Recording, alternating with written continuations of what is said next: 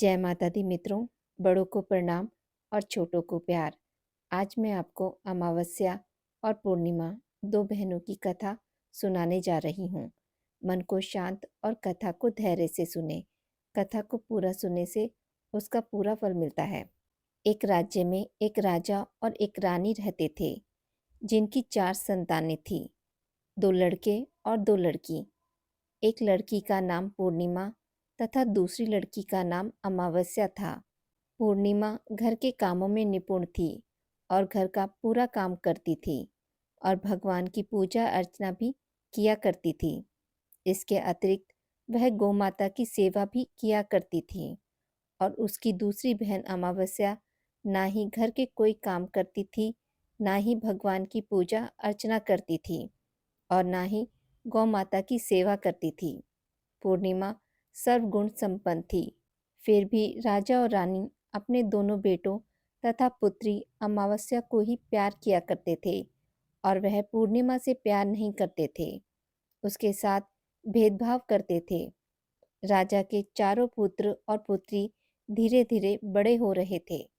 जब वे बड़े हो गए, राजा ने अपने दोनों पुत्रों का विवाह योग्य कन्याओं के साथ करवा दिया।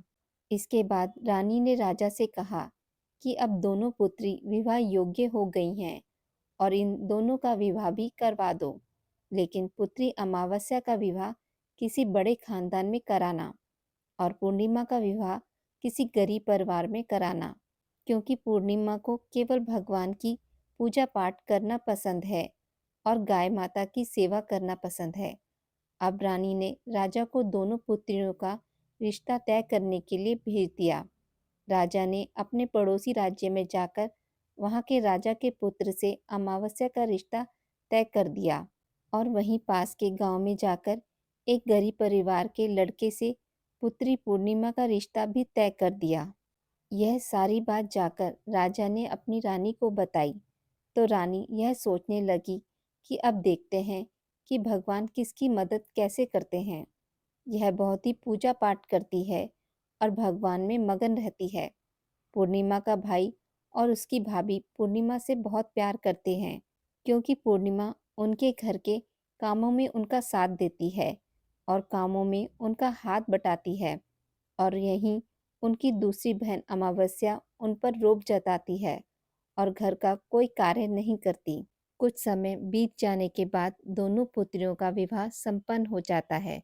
राजा और रानी विवाह के बाद अपनी दोनों पुत्रियों की विदाई देते हैं।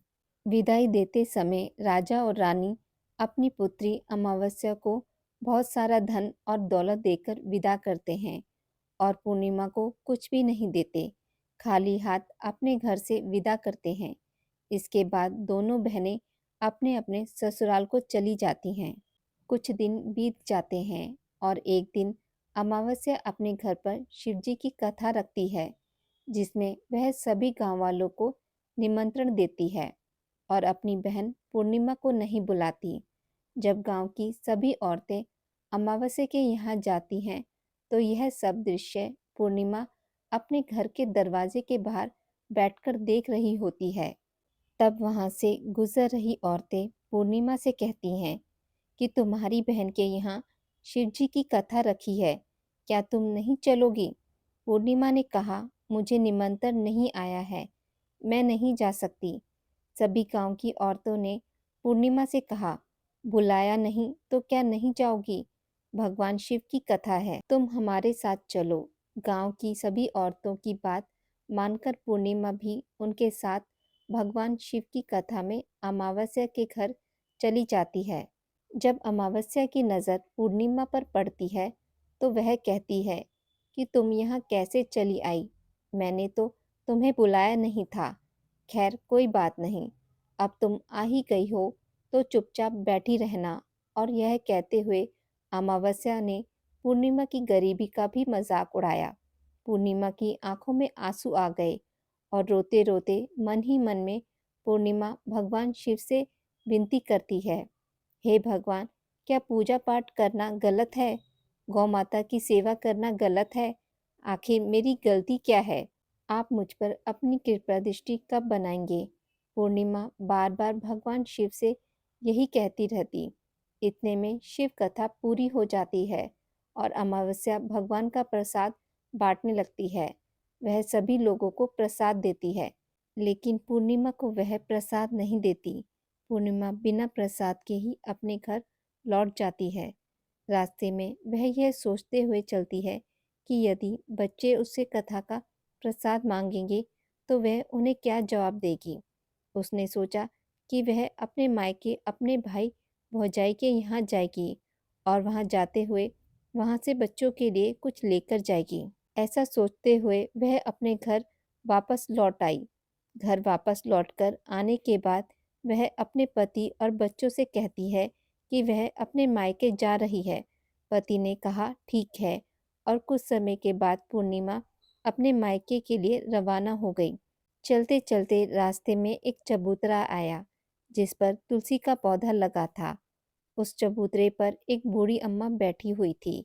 वह कोई और नहीं, साक्षात तुलसी माता थी। उस बूढ़ी माँ ने पूर्णिमा से कहा, बिटिया तुम कौन हो और कहाँ जा रही हो। पूर्णिमा अपना परिचय देती है। परिचय देने के बाद बूढ़ी औरत ने पूर्णिमा से कहा कि यह तुलसी का पौधा सूख रहा है, इसमें थोड़ा सा पानी डाल दो और इस चबूतरे की सफाई कर दो, जिससे मुझे थोड़ी ठंडक मिलेगी। पूर्णिमा ने कहा, ठीक है माँ, मैं तुलसी में पानी डाल देती हूँ और यहाँ की साफ सफाई भी कर देती हूँ। पूर्णिमा ने साफ सफाई करने के बाद बूढ़ी अम्मा को भी नहला दिया और बूढ़ी अम्मा की भी सेवा की। उनके पैर दबाए और बूढ़ी अम्मा से कहा कि माँ जी, और बताइए मैं आपकी क्या सेवा करूँ, और कोई काम है तो बता दीजिए, मैं कर दूंगी।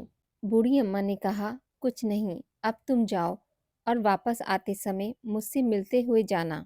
पूर्णिमा ने बूढ़ी अम्मा से कहा, ठीक है माँ जी, मैं जाती हूँ। वापस आते वक्त आपसे मिलते हुए जाऊंगी। कुछ समय आगे चलने के बाद एक शिवजी का मंदिर आया। वहां पर उसे एक बूढ़े बाबा मिले जो मंदिर के बाहर बैठे हुए थे। वह कोई और नहीं, साक्षात भोले बाबा थे। उन्होंने पूर्णिमा से कहा कि कहाँ जा रही हो बेटी, तुम कौन हो। तब पूर्णिमा ने अपना परिचय दिया। उस बूढ़े बाबा ने पूर्णिमा से कहा, इस चबूतरे की और इस मंदिर की साफ सफाई कर दो। तब पूर्णिमा ने मंदिर की और चबूतरे की साफ सफाई कर दी और साफ सफाई और पूजा अर्चना के बाद उन्होंने बूढ़े बाबा को भी नहला दिया और उनसे कहा कि बाबा, और कोई काम हो तो बताइए। तब बूढ़े बाबा ने कहा, नहीं बेटी, अब तुम जाओ और वापस आते वक्त मुझसे मिलते हुए जाना। पूर्णिमा ने कहा, ठीक है बाबा, मैं जाती हूँ। वापस आते हुए आपसे मिलते हुए जाऊंगी। आगे चलते चलते कुछ दूर चलने के बाद पूर्णिमा को काली माता का मंदिर दिखा। वहां भी एक बूढ़ी अम्मा चबूतरे पर बैठी हुई थी। उस बूढ़ी औरत ने भी पूर्णिमा से कहा कि बेटी तुम कौन हो, कहाँ जा रही हो। तब पूर्णिमा ने उस बूढ़ी औरत को भी अपना परिचय दिया। बूढ़ी औरत ने पूर्णिमा से कहा कि यहाँ पर सभी पूजा पाठ करने के लिए आते हैं, लेकिन मंदिर की साफ सफाई करने के लिए कोई नहीं आता, इसलिए तुम मंदिर की और चबूतरे की साफ सफाई कर दो। पूर्णिमा ने कहा, ठीक है माँ। और पूर्णिमा मंदिर की और चबूतरे की साफ सफाई कर देती है और पूजा पाठ भी करती है और माता जी का श्रृंगार कर देती है और उस बूढ़ी अम्मा को भी नहला देती है और बूढ़ी अम्मा के पैर दबाती है और कहती है कि सभी काम हो गए हैं माँ जी, और कोई काम हो तो बताइए। बूढ़ी अम्मा कहती है कि नहीं बेटी, अब तुम जाओ, लेकिन वापस आते वक्त मुझसे मिलते हुए जाना। पूर्णिमा कहती है ठीक है, और वह आगे चली जाती है। आगे चलते चलते एक नदी आती है। वहां पर भी एक बूढ़ी अम्मा बैठी रहती है और वह कहती है कि बेटी तुम कौन हो और कहाँ से आई हो। उसे भी पूर्णिमा अपना परिचय देती है।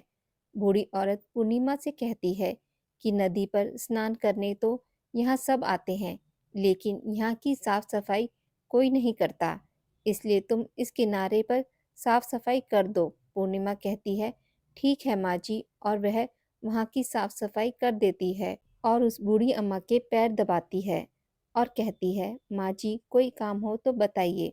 बूढ़ी अम्मा कहती है कि कुछ नहीं बेटी, तुम जाओ, लेकिन वापस आते वक्त मुझसे मिलते हुए जाना और वह नाव में बैठकर नदी के दूसरे किनारे पहुंच जाती है और वह अपने मायके के घर पहुंच जाती है। वहां पर पूर्णिमा के भाई और भाभी उसे देखकर बहुत खुश हो जाते हैं और वे पूर्णिमा की बहुत खातिरदारी करते हैं और उसे बहुत सारी बातें करते हैं और कहते हैं कि बच्चों को भी साथ में लेकर आती तो बहुत अच्छा होता। अब कुछ समय के बाद पूर्णिमा वापस अपने ससुराल जाने के लिए अपने भाई और भाभी से कहती है। उसकी भाभी उसके लिए एक थैले में एक साड़ी और बच्चों के लिए खिलौने और कपड़े और खाने पीने का कुछ सामान रख देती है और कहती है तुम बहुत दिनों के बाद आती हो। और पूर्णिमा की भाभी उस थैले को पूर्णिमा के हाथों में दे देती है और कहा कि जाओ और जल्दी वापस आना।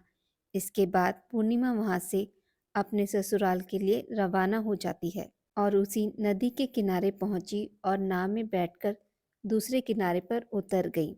वहाँ पर उतरने के बाद वहाँ पर उसे वही बूढ़ी अम्मा मिली जो साक्षात गंगा मैया थी। उस बूढ़ी अम्मा ने पूर्णिमा को एक थैला दिया और कहा कि इसे तुम अपने घर जाकर ही खोलना। अब पूर्णिमा के पास दो थैले हो गए थे। उन्हें लेकर पूर्णिमा वहाँ से रवाना हुई। आगे कुछ दूर चलने पर काली माँ का मंदिर आया। वहाँ पर काली माँ बूढ़ी माँ के रूप में विराजमान थी। उन्होंने कहा आ गई बेटी। पूर्णिमा ने कहा हाँ माँ जी मैं आ गई। तो काली माँ ने उसे एक थैला दिया और कहा तुम यह थैला अपने घर जाकर खोलना। अब पूर्णिमा के पास तीन थैले हो गए थे। तीनों थैले लेकर पूर्णिमा आगे बढ़ी। कुछ दूर जाने पर शिवजी का मंदिर आया जहाँ बूढ़े बाबा के रूप में शिवजी स्वयं विराजमान थे। बूढ़े बाबा ने कहा पूर्णिमा तुम वापस आ गई। पूर्णिमा ने कहा बाबा मैं वापस आ गई। बूढ़े बाबा ने भी पूर्णिमा को एक थैला दिया और कहा यह थैला तुम घर जाकर ही खोलना। पूर्णिमा ने कहा ठीक है बाबा। अब पूर्णिमा के पास चार थैले हो गए थे। अब पूर्णिमा चार थैलों को लेकर कैसे जाती। उसने एक पुरानी साड़ी निकाली। उन सभी थैलों को उस साड़ी में रखकर एक गट्ठड़ बना लिया और सर पर रखकर वहां से रवाना हो गई। कुछ दूर जाने के बाद तुलसी माँ बूढ़ी औरत के रूप में मिलती हैं और कहती हैं पूर्णिमा तुम आ गई। पूर्णिमा कहती है हाँ माँ जी मैं आ गई। वह बूढ़ी औरत भी उसे एक थैला देती है और कहती है कि यह थैला तू अपने घर जाकर ही खोलना। पूर्णिमा कहती है ठीक है माँ जी। अब पूर्णिमा के पास पांच थैले हो गए थे। पूर्णिमा वहां से रवाना हुई तो वापस अपने घर पहुंच गई। पूर्णिमा ने थैलों को नीचे रखा और सबसे पहले अपने मायके के थैले को खोलकर देखने लगी।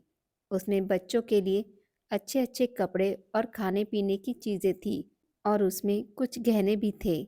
पूर्णिमा ने कपड़े अपने बच्चों को दे दिए और खाने पीने की चीज़ें भी बच्चों को दे दी। बच्चे यह सब पाकर बहुत खुश थे। अब पूर्णिमा ने दूसरा थैला खोला जो उसे गंगा मैया ने दिया था। उसमें ढेर सारे हीरे जवाहरात सोना चांदी आदि था। इसके बाद अब पूर्णिमा ने तीसरा थैला खोला जो कि उसे काली माँ ने दिया था। उसमें बहुत सारा सोना श्रृंगार का सामान भरा हुआ था। इसके बाद पूर्णिमा ने चौथा थैला खोला जो उसे भगवान शिव ने दिया था। उसमें बहुत सारा धन संपत्ति भरा हुआ था और बहुत सारी खुशियाँ भरी हुई थी। इसके बाद पूर्णिमा ने पांचवा थैला खोला जो उसे तुलसी मैया ने दिया था। उसमें चावल दाल और 7 प्रकार की खाने की चीज़ों से भरा हुआ था। अब पूर्णिमा के घर में किसी भी चीज़ की कमी नहीं थी। उसका घर धन धान्य से भरा हुआ था और परिपूर्ण था। अब पूर्णिमा उसका परिवार सुख से जीवन व्यतीत करने लगा। अब पूर्णिमा के मन में विचार आया कि क्यों ना शिव जी की कथा कराई जाए और शिव जी की कथा में एक कार्यक्रम रखा। पूर्णिमा ने गांव के सभी लोगों को निमंत्रण दिया और घर घर जाकर सभी लोगों को बुलाया।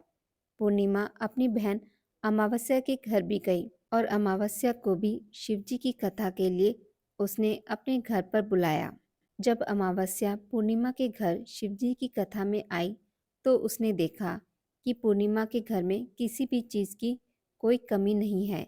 इतना सारा धन दौलत देखकर अमावस्या आश्चर्यचकित हो गई।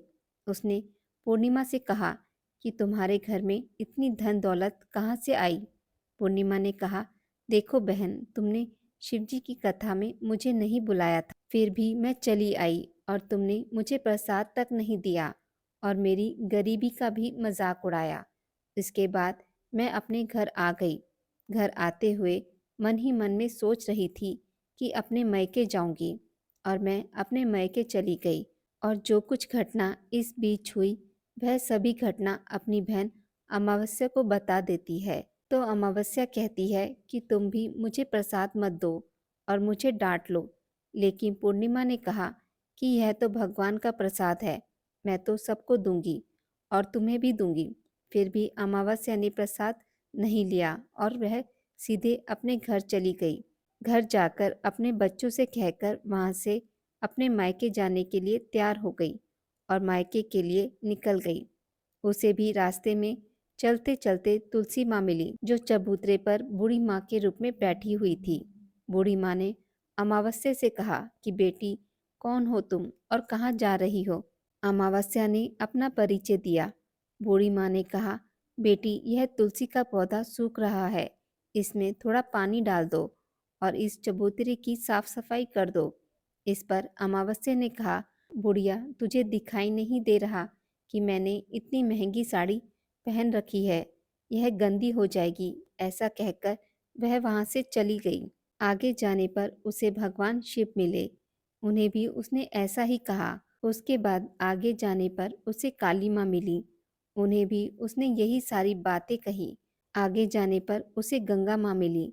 उन्हें भी उसने यही सब कहा और आगे चली गई। इसके बाद अमावस्या जब नाव में बैठने लगी तो उसकी नाव में फूलों की जगह कांटे भरे थे, जो उसके पैरों में चुभ रहे थे। किनारे पर उतरकर वह अपने मायके चली गई। जब वहां उसे उसकी भाभीियों ने तथा भाइयों ने देखा तो मन ही मन कहने लगे कि काम की ना काज की, 2.5 मन अनाज की। आ ही गई है तो ठीक है। पूर्णिमा तो हमारे कामों में हाथ बटाती थी, यह तो कोई काम करेगी नहीं। अब उन्होंने खाना बनाया और खा पीकर सो गए। अमावस्या जब सुबह उठी और अपनी भाभीियों से कहा कि मैं अपने ससुराल जा रही हूँ। उन्होंने कहा, ठीक है, जाओ। अमावस्या बोली, पूर्णिमा को तो तुमने एक थैला दिया था, मुझे नहीं दोगी क्या। भाई और भाभी ने कहा कि तुम घर जाओ, थैले तुम्हारे घर पहुंच जाएंगे। फिर अमावस्या वहां से निकल गई और नदी किनारे पर पहुंची। वहां गंगा मैया बूढ़ी औरत का रूप धारण करके बैठी हुई थी। बूढ़ी माँ ने कहा, आ गई बेटी। तो उसने कहा, हाँ, मैं आ गई। अमावस्या ने कहा, तुमने पूर्णिमा को एक थैला दिया था और मुझे नहीं दोगी क्या। बूढ़ी अम्मा ने कहा, तुम घर जाओ, थैले तुम्हारे घर पहुंच जाएंगे। इसके बाद उसे काली माँ मिली। उन्होंने भी अमावस्या को यही कहा। उसके बाद उसे भगवान शिव मिले। उन्होंने भी अमावस्या यही कहा। इसके बाद आगे जाने पर उसे माँ तुलसी मिली और उन्होंने भी अमावस्या से यही कहा कि तुम घर जाओ, थैले तुम्हारे घर पहुंच जाएंगे। अमावस्या अपने घर पहुंच गई। आंगन में देखा तो वहां 5 थैले पड़े हुए थे। अमावस्या ने मन ही मन में सोचा कि अब तो मेरे पास बहुत सारी धन और दौलत आ जाएगी। जल्दी जल्दी उसने सभी थैलों को खोला। किसी में मिट्टी थी तो किसी में पत्थर, किसी में कंकर और किसी में कोयला। उसे मायके से भी कुछ नहीं मिला था। इन थैलों में कुछ भी नहीं था। अमावस्या दौड़ती हुई पूर्णिमा के घर गई और कहती है, तुम्हें तो इतना सब कुछ मिला, मुझे तो कुछ नहीं मिला, आखिर क्यों। तो पूर्णिमा कहती है कि जब मैं अपने मायके जाती हूँ तो अपनी भाभीियों के साथ उनके कामों में हाथ बटाती हूँ, उनके साथ मिलकर काम करती हूँ। लेकिन तुम ऐसा कुछ नहीं करती, उनकी इज्जत भी नहीं करती, इसलिए वह तुम्हें भला क्यों देंगे। इसके बाद तुमने गंगा मैया को ठुकरा दिया, काली माँ को भी ठुकरा दिया और भगवान शिव को भी तुमने ठुकरा दिया, इसलिए उन्होंने भी तुम्हें कुछ नहीं दिया। अमावस्या कहती है कि बहन, तुम मुझे माफ़ कर दो, मैंने तुम पे हमेशा अत्याचार किया है। मुझे कुछ नहीं मिला तो कोई बात नहीं, मैं भी भगवान की भक्ति करूंगी, सब कुछ प्राप्त कर लूंगी। मुझे भी इन चीज़ों का रहस्य बताओ। तो पूर्णिमा ने कहा कि तुम 3 सूत्र का ज्ञान ले लो, उसकी कथा करना। पहले सूत्र में दया मांगना और दूसरे सूत्र में कथा मांगना और तीसरे सूत्र में 108 बार ओम नमः शिवाय का जाप करना। बहन, भगवान ने यह सूत्र दिए हैं, इनको अपने हृदय में बसा लेना। मैंने भी यह 3 सूत्र अपने जीवन में अपनाए थे और सच्चे मन से भगवान की भक्ति पूजा पाठ की थी। फिर भगवान ने मुझे यह सब कुछ दिया और तुम्हारे पास जो कुछ था वह भी सब खत्म हो गया। इसके बाद अमावस्या अपने घर गई और भगवान की पूजा पाठ करने लगी। भगवान शिव से उसने माफ़ी मांगी और गौ माता की सेवा भी की और दूसरों की मदद भी करने लगी। आज की इस वीडियो में बस इतना ही। मित्रों, अगर आपको मेरी वीडियोस पसंद आती हैं तो इसे लाइक और शेयर ज़रूर करें और पूजा पाठ से जुड़ी जानकारी के लिए मेरे चैनल को सब्सक्राइब करना ना भूलें। धन्यवाद।